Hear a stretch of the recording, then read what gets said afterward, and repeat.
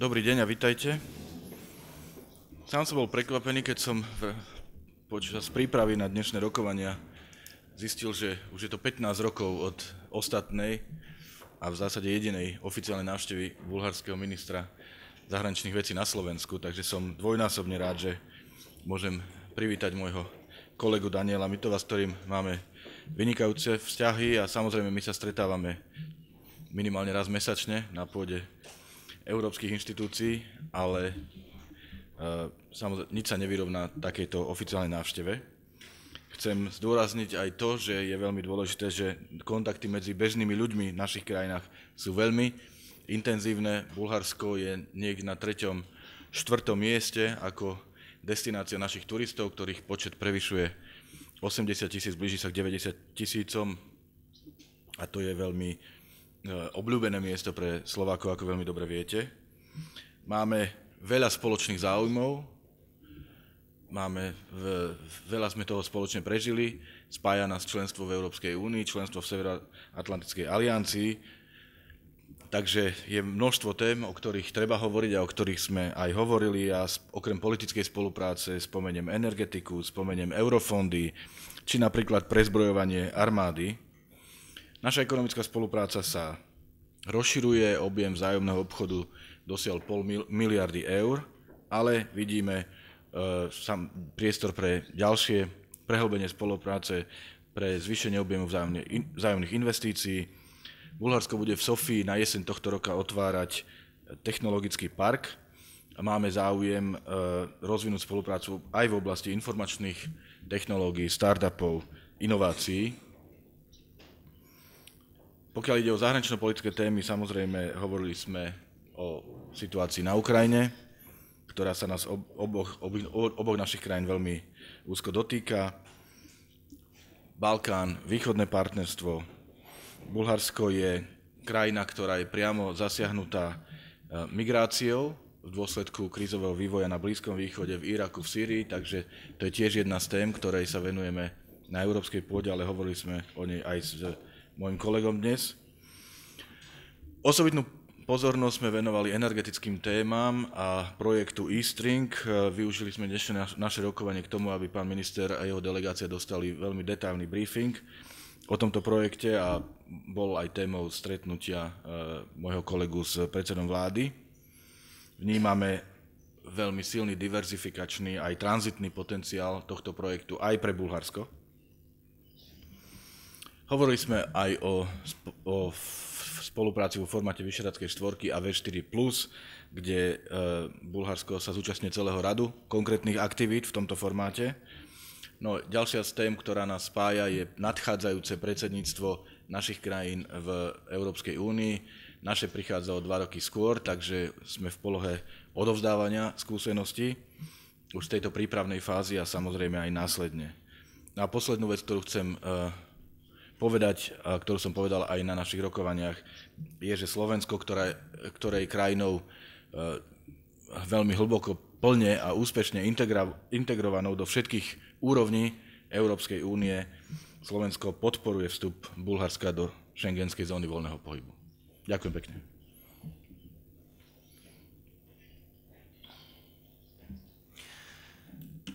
Уважаеми господин министър, уважаеми колеги, първо позволете ми да благодаря за топлото гостоприемство, нещо, което имах възможност да направя и при нашата двустранна среща с министър Лайчак, така и при срещата ни с министър-председателя. За България е безкрайно важно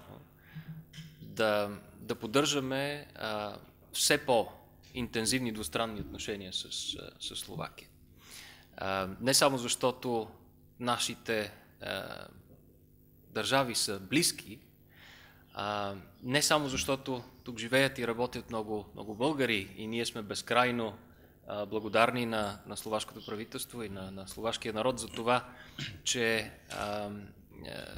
съществува една много сериозна синергия на българската общност в словашкото общество, а и защото ние сме партньори в рамките на Европейския съюз и НАТО и в обстановка на много сериозна и тежка геополитическа динамика, на която сме свидетели, единството на Европейския съюз, единството на НАТО за нас от първостепенно значение и тук нашия постоянен диалог, нашата постоянна размяна и координация на позиция е безкрайно важна. Разбира се, имаме много въпроси в рамките на двустранните ни отношения, в които намираме общ интерес и ще ги развиваме. Министър Лайчак спомена много от тях, но аз искам да ги препотвърдя. Първо, разбира се, всеки един словашки гражданин е винаги добре дошъл да почива в България. Вие знаете колко много възможности съществуват по отношение на туризма в България. Работим прекрасно и разговаряме за евентуално разширяване на транспортната ни свързаност, на свързаността, разбира се, по отношение на газовите доставки, което беше току-що споменато, и една от най-важните теми в последно време. Геополитическите предизвикателства ни поставиха пред ситуация, в която трябва сериозно да търсим диверсификация на нашите газови пътища, на доставките на газ, така че да можем да разчитаме на много по-гъвкава среда, когато става въпрос за енергийни доставки, особено доставки на газ. Но говорим, разбира се, и за свързаност по отношение на електрическата енергия. Това е разговор, който тепърва предстои. Оценяваме много положително усилията на словашкото правителство да търси пътища по отношение на енергийната диверсификация в Европа. Българското правителство също е много ангажирано по темата. И Оринка е една от тези,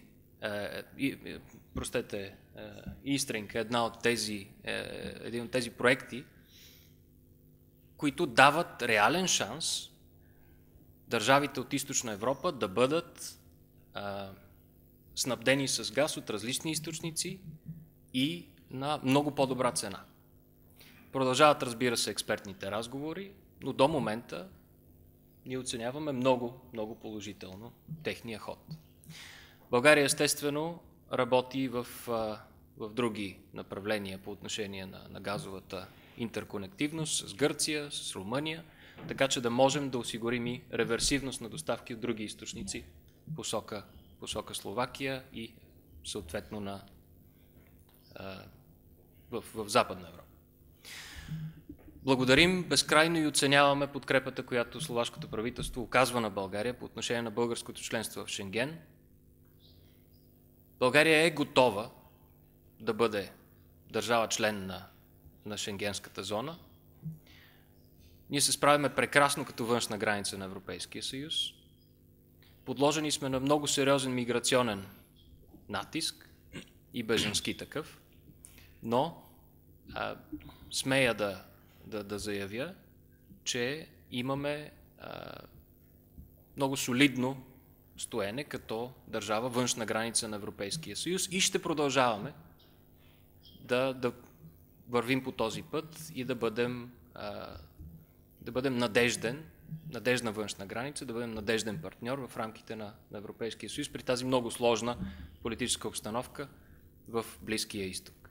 Разбира се, разговаряхме за много бъдещи икономически проекти, но тези теми ще бъдат развивани и при бъдещото посещение на словашкия президент в България. Специално огромни възможности съществуват в рамките на информационните технологии. Затова съм убеден, че след толкова много години имаме да си изговорим много неща и трябва да станат нашите двустранни отношения и посещения много по-динамични, защото защото имаме общи интереси, имаме много общи предизвикателства, с които трябва да се справим. Благодаря. Ďakujem pekne, nech sa páči priestor na vaše otázky. Pravda. Dobrý deň, prajem Linda Naďová z denníka Pravda. Nedávno ruská strana oznámila, že ruší plynovod South Stream. Koľko ste investovali do tohto projektu? Vybudovalo sa niečo už na bulharskej strane, čo by sa dalo využiť aj pri projekte Eastring? To bola v podstate taká jedna otázka. A druhá otázka by bola, že v akom štádiu je rokovanie o Eastringu? Koľko plánujete investovať vy, možno teda z tej bulharskej strany, a či to, alebo nakoľko to vidíte reálne? Ďakujem.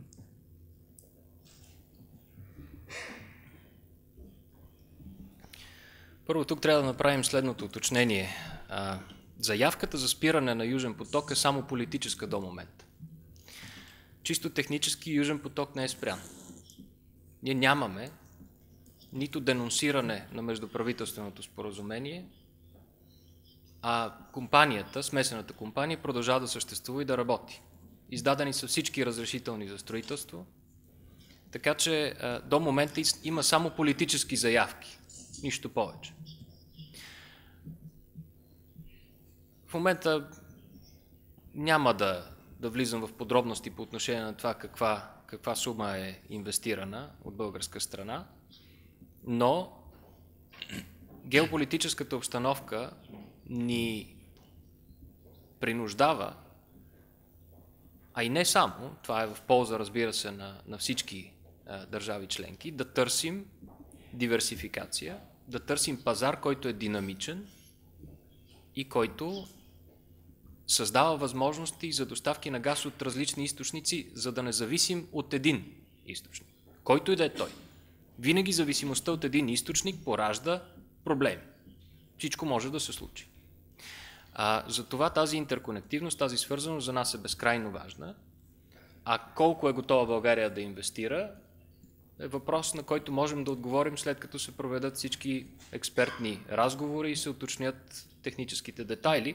Но мога да ви уверя, че при една завършена цялостна схема, България, разбира се, ще си поеме съответната отговорност и ще има своята тежест в проекта. A teda vidíte, alebo nakoľko vidíte tento projekt reálne? Eastring.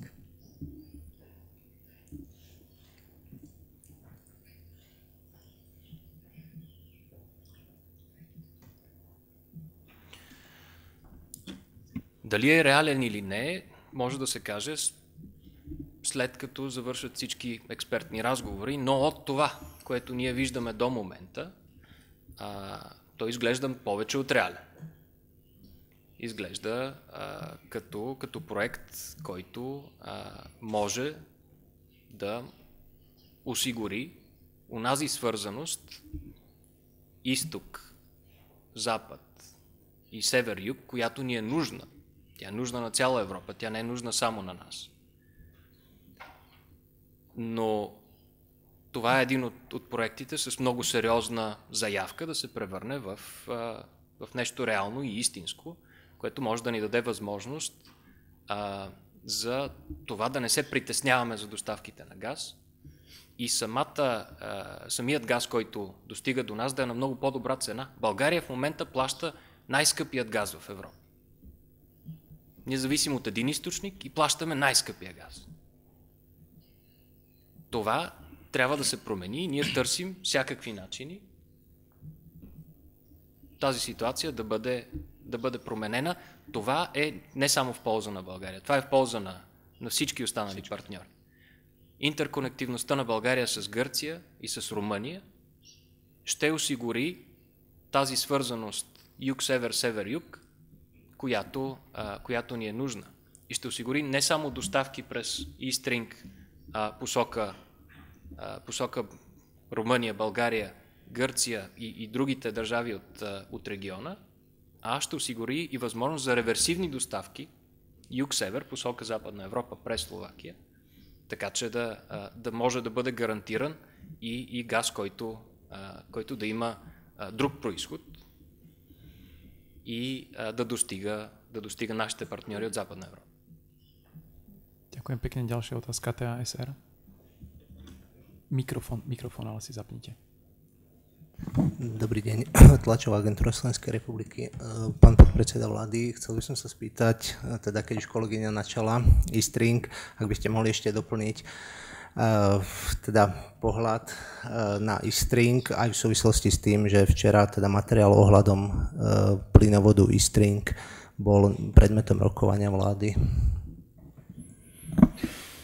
Ako som povedal, téme e-stringu sme venovali značnú pozornosť. Pán minister dostal detailný briefing od predstaviteľov spoločnosti Eustream a o všetkých detailoch. To, čo je pre nás dôležité, je, že je to projekt, ktorý má silnú podporu vlády Slovenskej republiky, ale je to projekt, ktorý rieši aj okamžité potreby energetickej nezávislosti Bulharska a zároveň je to doplňa chýbajúci kus infraštruktúry, ktorý nám prepája severo-južné a západo-východné prepojenia. Tak ako hovoril pán minister, vďaka ktorému môže naozaj plyn tiec ktorýmkoľvek smerom a znižuje našu závislosť, ktorá v oboch našich prípadoch je prakticky výlučná od jedného dodávateľa plynu. Takže myslím si, že aj po dnešných rokovaniach bude v bulharskej strane viditeľnejšie, čo sú výhody tohto projektu, ako ich vnímame my a naozaj sú to výhody vzájomné a rovnako tak, že to je projekt, ktorý má podporu vlády Slovenskej republiky. Ďakujem pekne. Posledná otázka, veľmi stručne podporím, lebo čas nás tlačí. Nadviažem na kolegu. Dobrý deň, prajem, Ivana Fedorová, RTVS. Chcem sa spýtať pána ministra Lajčaka, čo si myslíte, v podstate pán Pavlis rokoval včera s pánom Šefčovičom ohľadom e-stringu v Bruseli. Nakoľko je reálna šanca, že EÚ bude spolufinancovať tento plynovod? Ďakujem. Téma energetiky je naozaj prominentná téma dnes na programe Európskej únie. Týka sa viac alebo menej každej členskej krajiny EÚ. My, obidve naše krajiny, aj Bulharsko, aj Slovensko, patria do kategórie tých, ktorí sa týka viac, lebo máme problémy, ktoré potrebujeme riešiť. Pre nás je dôležité, aby to riešenie bolo v súlade s európskymi štandardami, aby naozaj nikoho nezvýhodňovalo alebo neznevýhodňovalo. A pokiaľ ide o detaily, vrátane financovania, čo nie je detail, ale samozrejme je to technický aspekt, je jasné, že všetci bojujú aj za svoje národné záujmy, ale je dôležité, aby ten výsledok bol taký, že bude výhodný pre každého z nás. Nechcem sa púšťať do špekulácií na témy, ktoré mne nepatria, napríklad to, ako to bude s financovaním. Ale pochopiteľne máme záujem o to, aby Európska únia si osvojila aj túto koncepciu a aby sa do nej zapojila vrátane prostredníctvom financovania. Ďakujem pekne. Pekný zvyšok dňa želáme. Dovidenia. Ďakujem pekne.